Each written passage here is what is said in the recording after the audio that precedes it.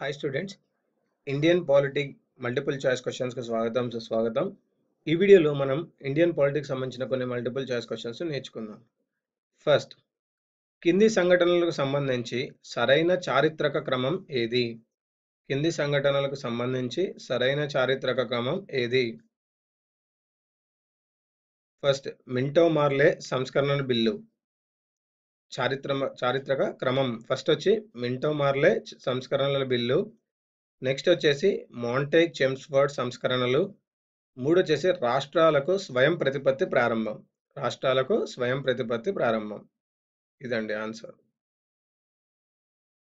ఇప్పటి వరకు ప్రవేశికను ఎన్నిసార్లు సవరించారు?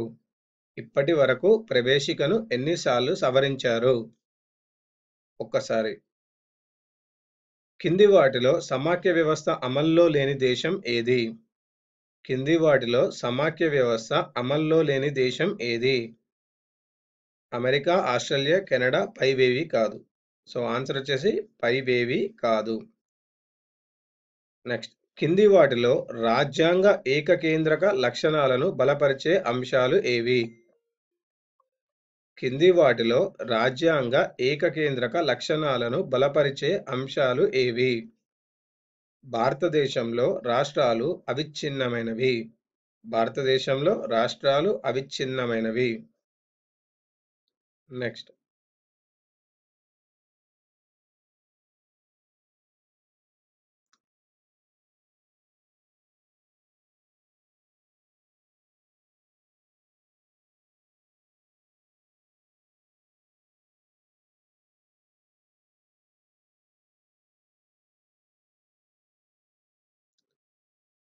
కింది వాటిని జతపరచండి.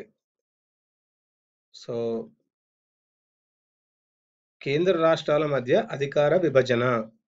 కేంద్ర రాష్ట్రాల మధ్య అధికార విభజన 1935 చట్టం. కేంద్ర రాష్ట్రాల మధ్య అధికార విభజన. నెక్స్ట్, ద్విసభా విధానం. ద్విసభా విధానం బ్రిటన్. రాజ్యాంగ ఔన్నత్యం. రాజ్యాంగ ఔన్నత్యం అమెరికా. సమాఖ్య నమూనా. సమాఖ్య నమూనా కెనడా. నెక్స్ట్, వెనుకబడిన తరగతుల వారికి ప్రభుత్వ ఉద్యోగాల్లో సరైన ప్రాతినిధ్యం లేదని ప్రభుత్వం భావిస్తే వారి కోసం కొన్ని ఉద్యోగాలను రిజర్వ్ చేస్తూ నిబంధనలను రూపొందించవచ్చు. ఈ విషయానికి సంబంధించిన రాజ్యాంగ ప్రకటన ఏది? వెనుకబడిన తరగతుల వారికి ప్రభుత్వ ఉద్యోగాల్లో సరైన ప్రాతినిధ్యం లేదని ప్రభుత్వం భావిస్తే వారి కోసం కొన్ని ఉద్యోగాలను రిజర్వ్ చేస్తూ నిబంధనలు రూపొందించవచ్చు. ఈ విషయానికి సంబంధించిన రాజ్యాంగ ప్రకటన ఏది? ఆర్టికల్ 16(4). ఆర్టికల్ 16(4).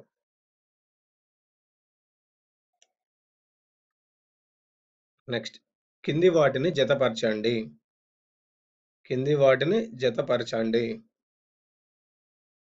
39A, స్త్రీ పురుషులకు సరైన జీవనోపాధి కల్పించాలి. 39A, స్త్రీ పురుషులకు సరైన జీవనోపాధి కల్పించాలి. Next, 39B. 39B వచ్చేసి భౌతిక వనరులను ప్రజలందరి సమిష్టి ప్రయోజనం కోసం పంపిణీ జరిగేలా ప్రభుత్వం చూడాలి. భౌతిక వనరులను ప్రజలందరి సమిష్టి ప్రయోజనం కోసం పంపిణీ జరిగేలా ప్రభుత్వం చూడాలి. Next, 39C. 39C, స్త్రీ పురుషులకు సమాన పనికి సమాన వేతనం. 39C ఏంటి? స్త్రీ పురుషులకు సమాన పనికి సమాన వేతనం.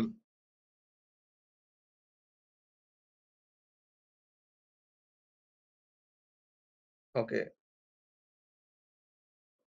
ఇక్కడ స్మాల్ మిస్టేక్ అండి. 39C వచ్చేసి ప్రభుత్వ ఆర్థిక విధానాలు, సంపద, ఉత్పత్తి సాధనాలు కొద్దిమంది చేతుల్లో కేంద్రీకృతం కాకుండా చూడాలి.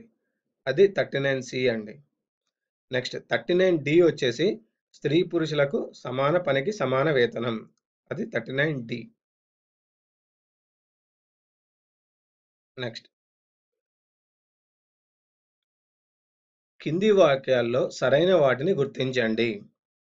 కింది వాక్యాల్లో సరైన వాటిని గుర్తించండి. రాజ్యాంగం అమలు నాటికి 10 ప్రాథమిక విధులు అందులో ఉన్నాయి. రాజ్యాంగం అమలు నాటికి 10 ప్రాథమిక విధులు అందులో ఉన్నాయి. 1976లో కొత్తగా ఒక విధిని చేర్చడం వల్ల ప్రస్తుతం 11 ప్రాథమిక విధులు ఉన్నాయి. సో, ఈ 2 రాంగ్ ఆన్సర్ అండి. 2 రాంగ్ ఆన్సర్. ఏ సందర్భాల్లో భారత రాష్ట్రపతికి పార్లమెంటు ఉభయ సభలను ఉద్దేశించి ప్రసంగించే అధికారం ఉంది? ఏ సందర్భాల్లో భారత రాష్ట్రపతికి పార్లమెంట్ ఉభయ సభలను ఉద్దేశించి ప్రసంగించే అధికారం ఉంది? ఏసీ వచ్చేసి సార్వత్రిక ఎన్నికల తర్వాత జరిగే ప్రథమ సమావేశ ప్రారంభం. సార్వత్రిక ఎన్నికల తర్వాత జరిగే ప్రథమ సమావేశ ప్రారంభం. నెక్స్ట్ ప్రతి సంవత్సరం ప్రథమ సమావేశ ప్రారంభం. ప్రతి సంవత్సరం ప్రథమ సమావేశ ప్రారంభం.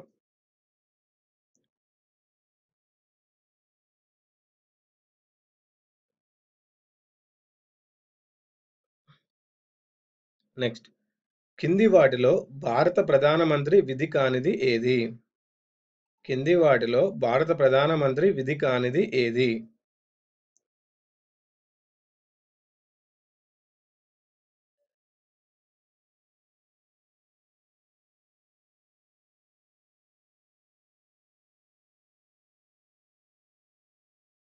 కింది వాటిలో భారత ప్రధానమంత్రి విధి కానిది ఏది? సో మంత్రిమండలి నిర్ణయాలన్నింటినీ రాష్ట్రపతికి తెలియజేయడం, ఇది ప్రధానమంత్రి విధి అండి. రాష్ట్ర వ్యవహారాల పాలనకు సంబంధించిన సమాచారాన్ని రాష్ట్రపతికి అందజేయడం, ఇది కూడా ప్రధానమంత్రి విధే. రాష్ట్ర వ్యవహారాల పాలనకు సంబంధించిన సమాచారాన్ని రాష్ట్రపతికి అందజేయడం, ఇది కూడా విధియే. నెక్స్ట్ రాష్ట్రపతి కోరినట్లయితే మంత్రిమండలి పరిశీలన కోసం ఏ విషయాన్నైనా సమర్పించడం. రాష్ట్రపతి కోరినట్లయితే మంత్రిమండలి పరిశీలన కోసం ఏ విషయాన్నైనా సమర్పించడం, ఇది కూడా ప్రధానమంత్రి విధి. ప్రధానమంత్రి విధి కానిది ఏదంటే కేబినెట్ సమావేశం అజెండాని రాష్ట్రపతి ఆమోదం కోసం పంపడం. కేబినెట్ సమావేశం అజెండాని రాష్ట్రపతి ఆమోదం కోసం పంపడం, ఇది ప్రధానమంత్రి విధి కాదు. కింది ఏ రంగాలకు చెందిన విశిష్ట సభ్యులను రాష్ట్రపతి రాజ్యసభకు నామినేట్ చేస్తారు? కింది ఏ రంగాలకు చెందిన విశిష్ట సభ్యులను రాష్ట్రపతి రాజ్యసభకు నామినేట్ చేస్తారు? కళలు, సాహిత్యం, సైన్స్, సామాజిక సేవ. కింది ఏ రంగాలకు చెందిన విశిష్ట సభ్యులను రాష్ట్రపతి రాజ్యసభకు నామినేట్ చేస్తారు? కళలు, సాహిత్యం, సైన్స్, సామాజిక సేవ. నెక్స్ట్ కింది వాక్యాలలో సరైనది ఏది? కింది వాక్యాలలో సరైనది ఏది? ఉపరాష్ట్రపతిపై అవిశ్వాస తీర్మానం మొదటగా రాజ్యసభలో ప్రవేశపెట్టాలి. కింది వాక్యాల్లో సరైనది ఏది? ఉపరాష్ట్రపతిపై అవిశ్వాస తీర్మానం మొదటగా రాజ్యసభలో ప్రవేశపెట్టాలి. కరెక్ట్ అండి ఇది. నెక్స్ట్ ఏ అధికరణ ప్రకారం కేంద్ర మంత్రిమండలి లోక్సభకు సమిష్టి బాధ్యత వహిస్తుంది? ఏ అధికరణ ప్రకారం కేంద్ర మంత్రిమండలి లోక్సభకు సమిష్టి బాధ్యత వహిస్తుంది? 75(2) అండి. 75(2). రాష్ట్ర శాసన వ్యవస్థ ఆమోదించిన బిల్లుకు సంబంధించిన గవర్నర్ అధికారాల విషయంలో కింది వాటిలో సరైన వాక్యాలు ఏవి? రాష్ట్ర శాసన వ్యవస్థ ఆమోదించిన బిల్లుకు సంబంధించిన గవర్నర్ అధికారాల విషయంలో కింది వాటిలో సరైన వాక్యాలు ఏవి? ఆయన బిల్లుకు సమ్మతి తెలపవచ్చు, నిర్ణయాన్ని తెలపకుండా ఉండవచ్చు, రాష్ట్రపతి పరిశీలన కోసం బిల్లును రిజర్వ్ చేయవచ్చు. నెక్స్ట్ రాష్ట్రంలో శాసనమండలి రద్దు లేదా ఏర్పాటుకు సంబంధించిన రాజ్యాంగ నిబంధన ఏది? రాష్ట్రంలో శాసనమండలి రద్దు లేదా ఏర్పాటుకు సంబంధించిన రాజ్యాంగ నిబంధన ఏది? నిబంధన 169 అండి. నిబంధన 169. నెక్స్ట్ రాష్ట్ర ముఖ్యమంత్రి అధికారులు లేదా విధులు ఏవి? రాష్ట్ర ముఖ్యమంత్రి అధికారాలు లేదా విధులు ఏవి? మంత్రుల మధ్య విభేదాలను పరిష్కరించడం, ఇది రాష్ట్ర ముఖ్యమంత్రి యొక్క అధికారం అండి. గవర్నర్తో అధికార సంబంధాలను నిర్వహించడం, ఇది కూడా రాష్ట్ర ముఖ్యమంత్రి యొక్క అధికారమే. ప్రస్తుతం సుప్రీంకోర్టు ప్రధాన న్యాయమూర్తి జస్టిస్ జగదీష్ సింగ్ ఖేహర్ ఎన్నో వారు?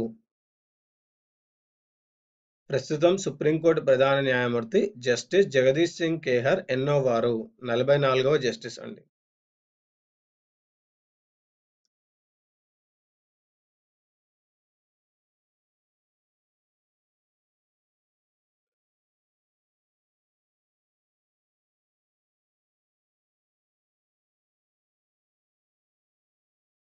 నెక్స్ట్, కింద పేర్కొన్న వాటిలో పార్లమెంట్ అధికారాలను దెబ్బతీసిన కేసు ఏది? కింది పేర్కొన్న వాటిలో పార్లమెంట్ అధికారాలను దెబ్బతీసిన కేసు ఏది? కేశవానంద భారతి వర్సెస్ కేరళ రాష్ట్రం. కేశవానంద భారతి వర్సెస్ కేరళ రాష్ట్రం. పార్లమెంటు సమావేశాలకు రాష్ట్రపతి పిలుపు ఇవ్వని పక్షంలో ఆశ్రయించే రిట్ ఏది? పార్లమెంట్ సమావేశాలకు రాష్ట్రపతి పిలుపు ఇవ్వని పక్షంలో ఆశ్రయించే రిట్ ఏది? ఏ రిట్ జారీ చేయడానికి వీలు లేదండి. ఏ రిట్ జారీ చేయడానికి వీలు లేదు. నెక్స్ట్,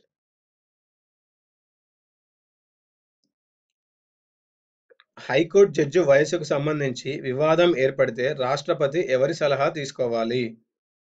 హైకోర్టు జడ్జి వయసుకు సంబంధించి వివాదం ఏర్పడితే రాష్ట్రపతి ఎవరి సలహా తీసుకోవాలి? సుప్రీంకోర్టు ప్రధాన న్యాయమూర్తి సలహా తీసుకోవాలి. ఇవండి ఈ వీడియోలోని ఇండియన్ పాలిటిక్స్ సంబంధించిన మల్టిపుల్ చాయిస్ క్వశ్చన్స్. ఈ వీడియో మీకు నచ్చినట్టయితే లైక్ చేయండి, సబ్స్క్రైబ్ చేయండి, షేర్ చేయండి. వచ్చే వీడియోలో మరికొన్ని ఇండియన్ పాలిటీ మల్టిపుల్ చాయిస్ క్వశ్చన్స్తో కలుద్దాం.